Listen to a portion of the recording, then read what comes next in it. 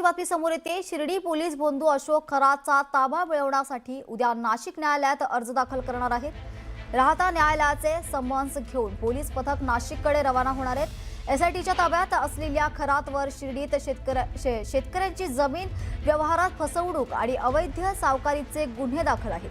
त्याची पत्नी कल्पना खरातसह इतर तिघे 6 आरोपी आहेत। तसेच 100 बनावट खात्यांच्या प्रकरणाचाही तपास सुरू असून पुढील कारवाईसाठी शिर्डी पोलीस खरातचा ताबा मिळवण्याच्या प्रयत्नात आहेत। दरम्यान उद्या खरातचा ताबा मिळतो का याकडे सर्वांचंच लक्ष लागलंय।